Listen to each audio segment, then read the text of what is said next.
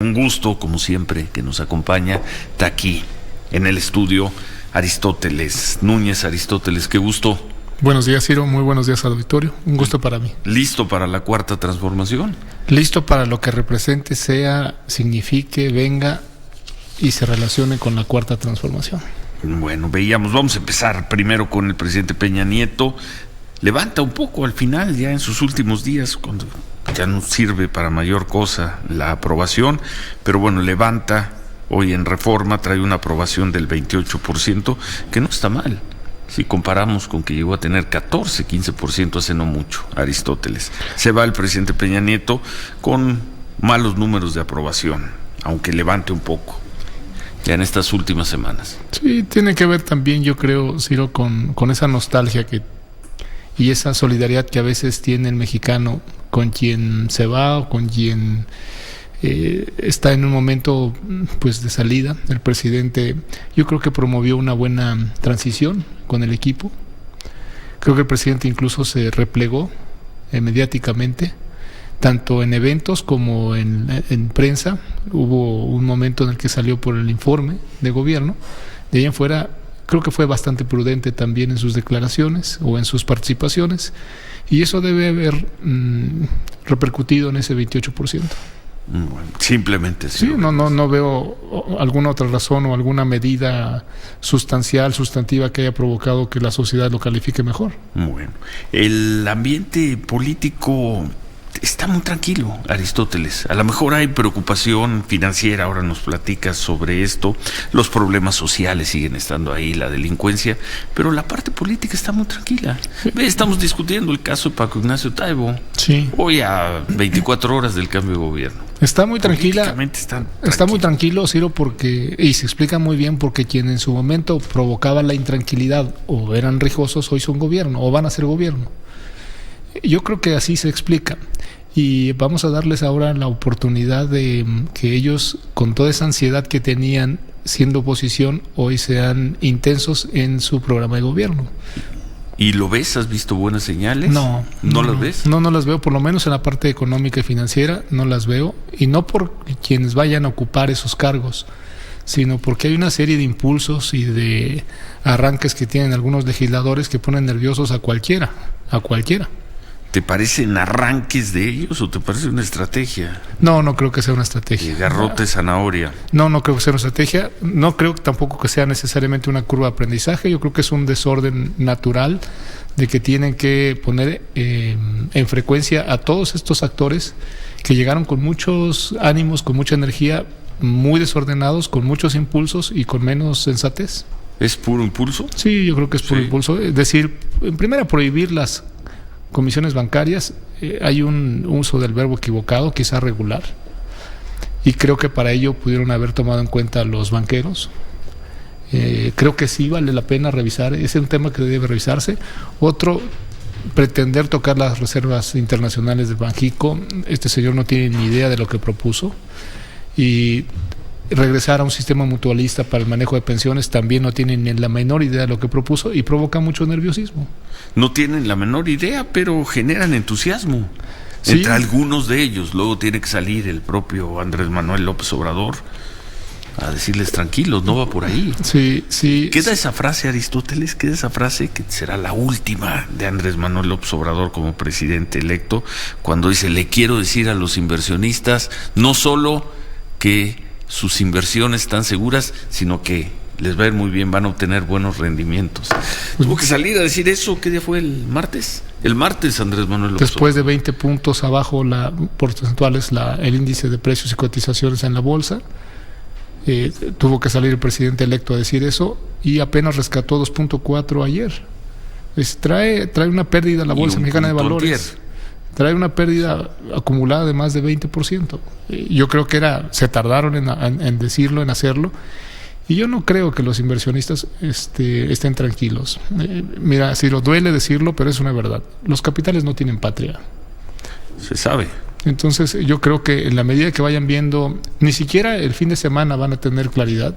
Yo creo que van a esperar el paquete económico, 15 de diciembre, para confirmar o no si hay alguna serie de medidas que pudieran poner en riesgo la solidez de las finanzas públicas. ¿Te parece? Sí, Ni siquiera el discurso, los discursos, que además va a ser bien interesante ver si hay una consistencia entre el discurso de la mañana del López Obrador en el Congreso y el discurso de la tarde en la plaza. No, yo creo que van a esperar. Ni siquiera tú esperarías del presupuesto. Yo creo que van a esperar el paquete económico, van a ver la trayectoria de deuda pública que esté proponiendo el nuevo gobierno. Ya dijeron que no va a aumentar, ya dijo López Obrador que no aumentará el déficit. Habría que ver que el paquete económico lo pueda.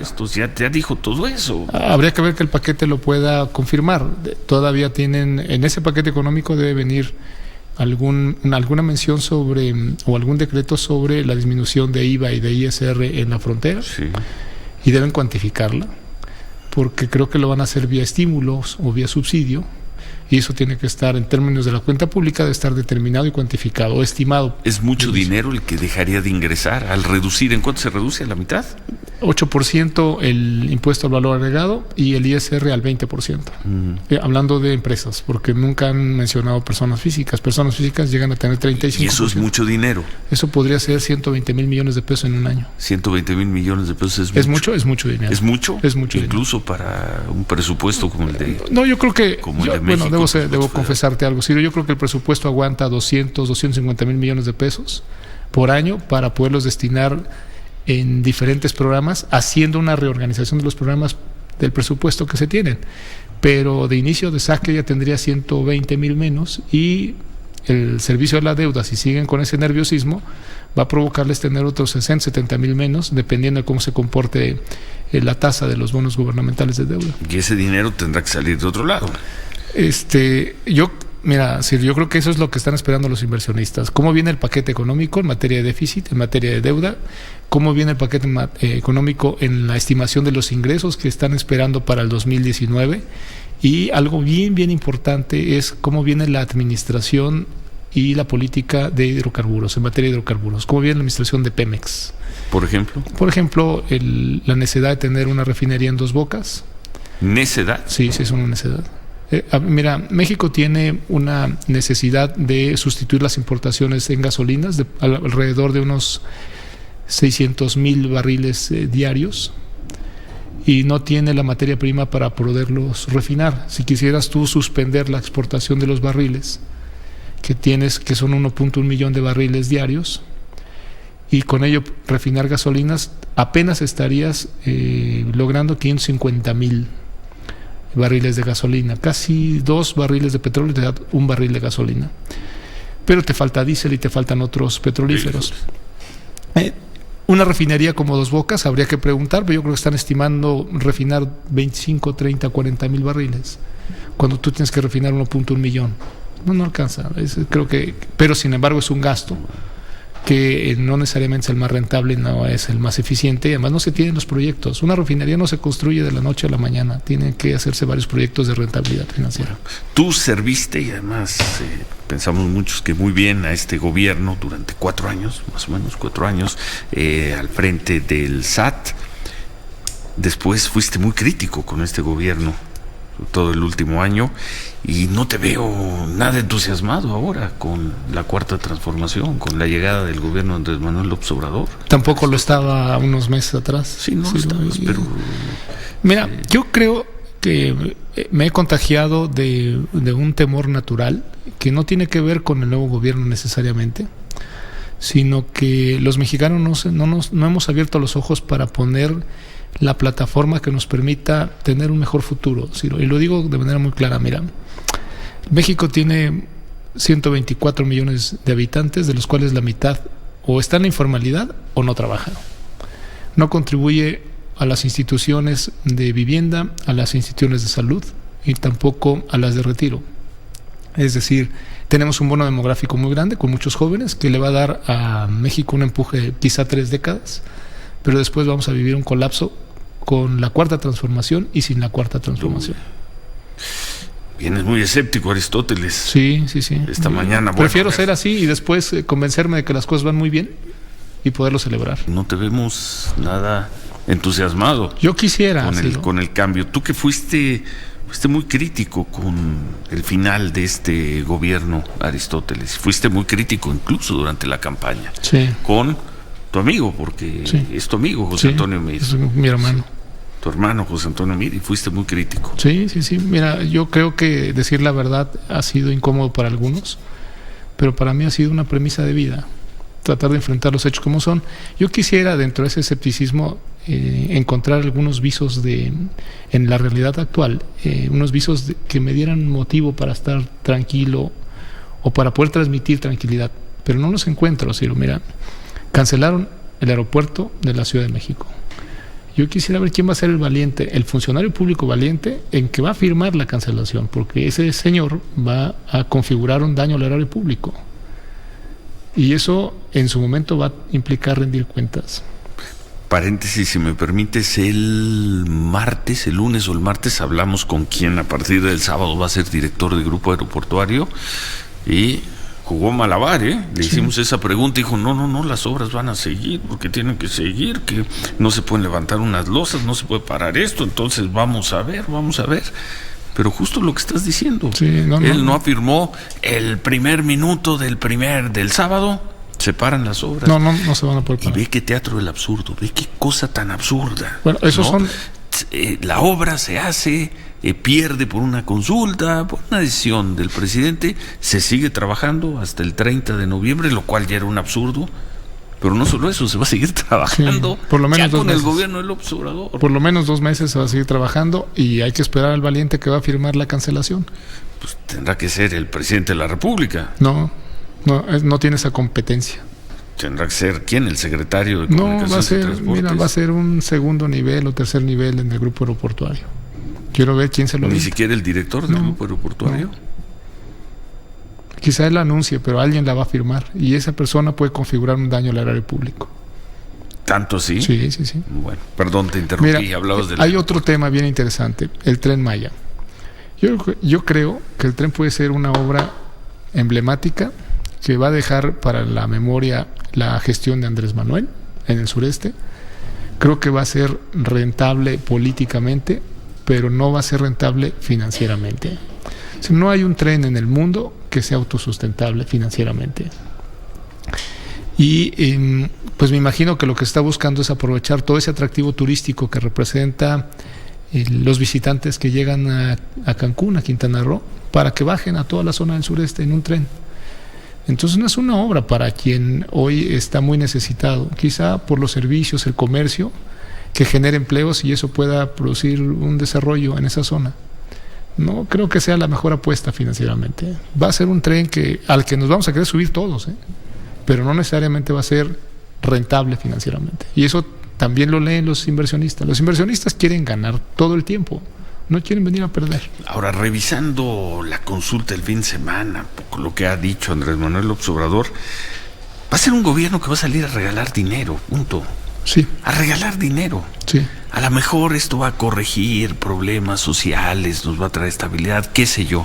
Pero es un gobierno que va a salir a regalarle dinero a los jóvenes, a los adultos mayores, en fin, todo lo que ha dicho Andrés Manuel López Obrador. Regalar dinero. Eso políticamente le va a dar mucha fuerza a Aristóteles. Hay que decirle a la sociedad, y yo creo que el presidente tiene el deber, y si no, que lo tenga quien tiene análisis intelectual, académico, tiene que decir que la pobreza no se combate regalando dinero, que no hay fondos públicos que alcancen para regalar dinero tanto tiempo, y que la sociedad sepa que una vez que le regalan dinero, Ciro, se crean derechos adquiridos, se creen que son derechos que tarde o temprano terminan. Hubo épocas bien interesantes, fíjate, escuché el mensaje que el presidente electo le hace a 32,000 integrantes de las Fuerzas Armadas Militares en México. El domingo. Y entre varias cosas que decía, bien paradójico, señalaba que los últimos 30 años de la política neoliberal son los que han provocado que México se encuentre en las condiciones en las que está. Concedido. Es verdad. Pero al mismo tiempo el presidente señala que los 50 años anteriores, o que los años anteriores, o las décadas anteriores, estábamos creciendo al 6.5, al 7, al 5% por año, y que esas políticas hacían de México un país prometedor. De esos 80 años, salvo 12, todos los demás son priistas. El presidente electo está reivindicando lo que no reivindicó ningún otro priista. Ni el presidente Peña Nieto hizo eso. 50 años de priismo en las que el presidente electo Andrés Manuel López Obrador está señalando. Y esos gobiernos, algunos, fueron irresponsables en el manejo de las finanzas públicas. Tú trabajaste para el presidente Peña Nieto, trabajaste para la Secretaría de Hacienda en el SAT. ¿Qué opinión te queda de final ya en este penúltimo día de su gestión, el presidente Peña Nieto? Yo venía muy ilusionado y esperanzado hace 6 años a un proyecto en el que se buscaba transformar y mover a México. Hubo 2 años donde la política fue la premisa de actuación del presidente Enrique Peña Nieto y de su equipo de trabajo, donde la política logró configurar un pacto por México, las reformas estructurales, la aprobación de las reformas estructurales, que para muchas fuerzas parlamentarias eran antagónicas incluso, pero se aprobaron. Se logró un consenso con el PAN en algunas cosas, un consenso con la izquierda en otras cosas, y se dio un paso adelante en una plataforma importante para México, para que México en sus reformas estructurales pudiera encontrar esa plataforma de crecimiento y de competencia ante un mundo muy globalizado. Y después vinieron años donde yo creo que la corrupción, la impunidad, la frivolidad la permisividad hizo que la sociedad castigara este julio a un gobierno que no cumplió sus expectativas. Duele decirlo, yo formé parte de este gobierno, me sentí muy contento de ayudar al presidente Peña Nieto en una función de recaudar impuestos que no es grata, que no es popular. Hicimos lo que nos correspondía en términos de la ley y también de lo que nos pedía la demanda de los ingresos públicos, que era poder nutrir de recursos al gasto público y también a los programas de gobierno del presidente Peña Nieto. Creo yo que le fallamos a la sociedad, Ciro. Creo yo que le fallamos a la sociedad en el desempeño, en el manejo de la comunicación social, en el saber vender los programas y los resultados que obtuvimos, y también le fallamos en haber mantenido en el gobierno, como parte mía, algunos colegas en el gabinete que no daban ninguna confianza a la sociedad. Tú fuiste muy enfático, sobre todo en tus redes sociales, por ejemplo, con el secretario de Comunicaciones, con Gerardo Ruiz Esparza. Que ni siquiera le cuestioné la parte profesional, le cuestioné en su momento la desafortunada declaración que hizo ante un evento lamentable donde se perdieron 2 vidas. El socavón. Cuando dijo... ¿Cómo fue la expresión de Ruiz Esparza? Señaló que se había rescatado el vehículo y que lamentablemente se habían perdido 2 vidas. Sí, pero dijo además ahí una expresión muy desafortunada. ¿Le fallamos entonces? Lo dices como parte, 2/3 partes de este gobierno. Tú fuiste funcionario público importante, relevante, destacado. ¿Le fallamos a la sociedad? Sí, le fallamos. Sí. Nos calificó, pues mira, perdimos por mucho. Y perdieron en todos lados. Perdieron en todos lados. No hay un lugar donde hayan ganado. Y además no solo perdieron, fueron aplastados, ¿no? Sí. Una proporción de, pues lo vimos, de 50 a 17, 50 a 18, por ahí en algún estado alcanzaron el 20% de los votos y no mucho más, un desastre. El fallo, Ciro, va en 2 sentidos. En lo que la sociedad ya calificó de nuestro trabajo, y fallamos también en haber propiciado de manera indirecta las causas para que hoy estemos ante la llegada de un nuevo gobierno con una mayoría en la Cámara, en el Senado, en la Cámara de Diputados. Seguramente ganarán las siguientes gubernaturas, ganó la Ciudad de México, y a esperar a que dé buenos resultados. Le va a dar este impulso. El próximo año prácticamente no hay elecciones, hay solo una gubernatura, si no me equivoco, Baja California. El 2020 creo que tampoco hay elecciones. 2021. De aquí al 2021, como dice José Antonio Mitz, en esto las cartas se reparten todos los días. De aquí al 2021, imagínate cuántas cartas van a... Sí, el presidente electo ha demostrado ciertas características que me hacen pensar que el 2021 lo vuelven a ganar. Sí, nada más con una diferencia, con todo respeto a Aristóteles, esta vez Andrés Manuel López Obrador no solo va a ser el candidato y el agitador, va a ser el presidente de la República. Va a ser las 2 cosas. Es decir, esta vez va a estar haciendo algo que no tuvo que hacer en los últimos 12 años. Tienes razón. Va a tener que estar pagando. Va a tener que estar también pagando fichas, va a tener que estar dando resultados. Pero como no lo tuvo en 18 años, hoy va a tener presupuesto, y mucho. Bueno, hacemos una pausa. Al regresar concluimos esta conversación con Aristóteles Núñez. ¿estás o no estás por llevar ante la justicia a los presidentes, al presidente Peña Nieto, a algunos compañeros tuyos de este gobierno, o estás por el olvido? Yo creo que hacia adelante sí se tiene que revisar qué se tiene que hacer con los responsables en el servicio público, entre ellos el presidente de la República. Pero hacia atrás las leyes están claras. Los presidentes o expresidentes no pueden ser juzgados salvo por motivos muy especiales que están en la Constitución. Si quieren hacer un cambio en la Constitución, que prácticamente tienen elementos para lograrlo, no podrían hacerlo retroactivo en perjuicio de ninguna persona. Tratándose de los demás servidores públicos, estamos obligados a rendir las cuentas necesarias por nuestro desempeño en los años anteriores. Nos vemos en esas tribunas. Yo creo que hay muchos funcionarios públicos que tienen que rendir cuentas. No es por un deseo del presidente electo, es por un mandato de ley. Vaya, ni siquiera es un tema que se tenga que someter a consulta ni a la voluntad de un presidente. No. Yo creo el presidente tiene que ser muy claro qué es lo que sí realmente quiere consultar. No son ejercicios amañados, o no deberían de ser ejercicios amañados, sino que deben ser ejercicios en los que necesite realmente tener el termómetro y el sentir de la población, no solamente convalidar o legitimar una decisión ya tomada. Bueno, eso el presidente Peña Nieto, pero por ahí también funcionarios que parece que vienen con el cuchillo en la mano, ¿no? Que viene escurriendo hacia un deseo de revancha. Por ejemplo, el Heraldo trae hoy de nota principal unas declaraciones de Santiago Nieto, quien va a estar ni más ni menos que a cargo de la Unidad de Inteligencia Financiera de Hacienda. Muy bien. ¿Sí? Y dice, sí vamos por corruptos. Dice que descarta tener línea para omitir investigaciones. Tú sabes muy bien que una cosa es investigar un mal manejo de dinero, una pillería, una ratería, un abuso, y otra cosa también es enderezar una investigación, ¿no? Enderezar y aventarte la fuerza del Estado y ahí defiéndete. Y aprobarla. Mira, yo creo que cuando uno llega con consigna o con esos ánimos de, no sé si de revancha, venganza o de castigar, pierde el foco, que es el servicio público. Sin embargo, quien haya cometido fallas o infracciones tendrá que ser revisado y vencido en juicio incluso.